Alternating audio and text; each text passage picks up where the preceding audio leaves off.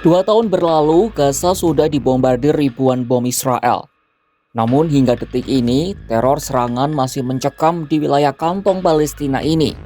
Israel mengerahkan pasukan darat, udara, hingga memutus jalur kehidupan Gaza.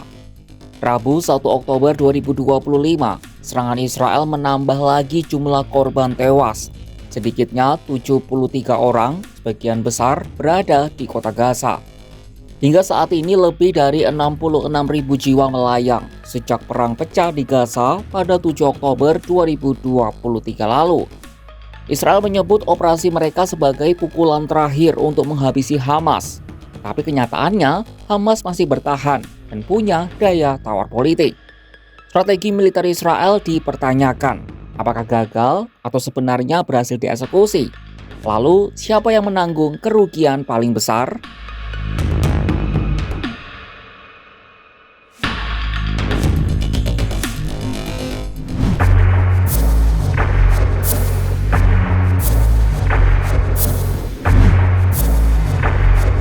Ada satu strategi yang sudah dilakukan Israel sejak awal perang, mengepung Gaza, memutus jalur evakuasi, dan memaksa Hamas menyerah dengan berbagai cara. Cara ini masih terlihat sampai video ini dibuat. Al Jazeera melaporkan terkini serangan udara Israel Defense Force atau IDF pada Rabu 1 Oktober 2025 menewaskan sedikitnya 73 orang. Sebagian besar korban berada di kota Gaza. Sebelumnya, 2 rudal juga menghantam sebuah sekolah yang telah diubah menjadi tempat penampungan bagi para pengungsi. Serangan Israel terhadap daerah kantong itu tidak menunjukkan tanda-tanda akan mereda. Serangan terus menggempur daerah-daerah yang berpenduduk padat. Tak cuma itu, IDF juga telah mengeluarkan peringatan terakhir bagi penduduk kota Gaza untuk melarikan diri pada Rabu. Melansir The Guardian, Menteri Pertahanan Israel Katz mengatakan, adanya peringatan itu menjadi kesempatan terakhir bagi mereka untuk pindah ke Gaza Selatan sebelum IDF mengepung kota Gaza. Bahkan, Katz menyebut warga yang masih atau tetap bertahan di kota Gaza akan dikategorikan sebagai teroris. Merespon ini, para ahli hukum humaniter internasional mengatakan perintah evakuasi merupakan pemindahan paksa. Warga sipil yang tak bertahan di daerah yang dievakuasi seharusnya tidak kehilangan status perlindungan mereka berdasarkan hukum internasional. Sebelum ini, IDF telah mengumumkan penutupan rute terakhir bagi penduduk di Gaza Selatan untuk bergerak ke utara yang membelah Gaza menjadi 2. Penduduk di utara masih dapat bergerak ke selatan di sepanjang rute pesisir untuk menghindari serangan Israel. Di samping semua tekanan ke Gaza ini, Hamas nyatanya masih bertahan. Di sisi lain, sejumlah pakar bilang serangan terus-menerus justru akan merugikan Israel sendiri. Benarkah demikian?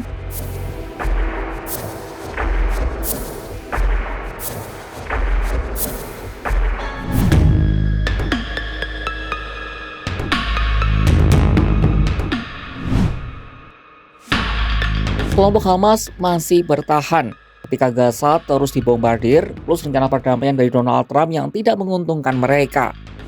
Hamas dilaporkan sedang mempertimbangkan untuk meminta amandemen terhadap rencana Trump untuk Gaza. Rencana itu menuntut perlucutan senjata Hamas dan mendiskualifikasi mereka dari peran pemerintahan apapun di Gaza. Seorang sumber Palestina mengungkap Hamas dapat meminta perubahan klausul terkait perlucutan senjata dan pengusiran dari Gaza. Kelompok itu juga ingin jaminan internasional bahwa Israel akan sepenuhnya menarik diri dari Gaza dan tidak akan ada upaya pembunuhan terhadap pemimpin Hamas. Tak jelas bagaimana AS dan Israel akan menanggapi kesepakatan itu dengan respon yang berkualitas, mengingat banyaknya ancaman yang ditujukan kepada Hamas dalam beberapa hari terakhir. Di sisi lain, aksi Tel Aviv di Gaza sejak 7 Oktober 2023 hingga kini disebut sebagai kegagalan. Setidaknya itulah yang diungkapkan oleh pakar hak asasi manusia asal Australia Chris Sidoti, Rabu 1 Oktober 2025. Sidoti menuding strategi pembalasan yang dilakukan Israel sejak 7 Oktober 2023 sebagai sebuah pengkhianatan terhadap rakyat Israel. Sebab strategi mereka tak membawa perdamaian, pun juga gagal menghancurkan Hamas. Ia berpendapat sebagian besar sandera dibebaskan melalui negosiasi dan bukan aksi militer. Sementara ekonomi Israel terkuras untuk mendanai konflik yang mahal dan menarik para pekerja dari pekerjaan mereka untuk berperang. Meskipun Israel dan Hamas bisa dibilang sama-sama merugi, ada satu pihak yang bisa dibilang jauh lebih dirugikan. Mereka adalah rakyat Gaza itu sendiri.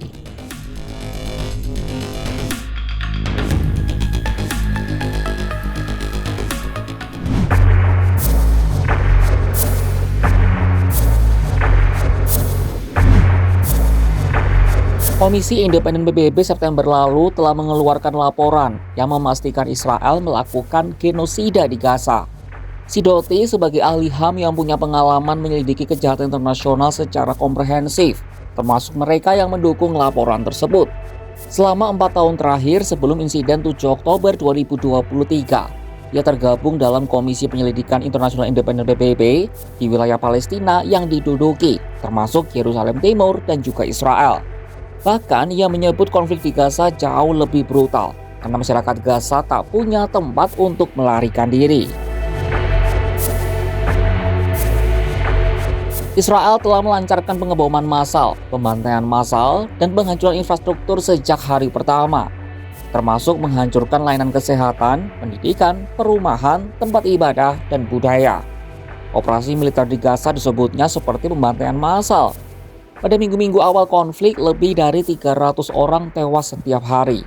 Dalam masa yang lebih tenang, jumlahnya masih mencapai antara 75 hingga 100 orang per hari.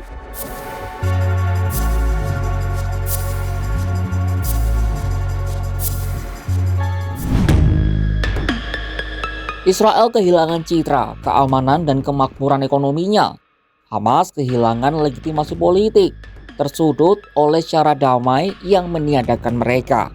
Tapi kerugian terbesar sekali lagi ditanggung rakyat sipil Gaza. Israel masih berdalih menjaga keamanan. Hamas masih mengklaim mampu bertahan. Namun di balik semua itu yang nyata adalah anak-anak, perempuan, dan warga sipil yang terus berguguran. Akhirnya perang ini menunjukkan bahwa Israel tak sepenuhnya menang. Hamas tak benar-benar kalah. Dan Gaza semakin hancur. Saksikan kabar lainnya hanya di kanal YouTube Kompas.com.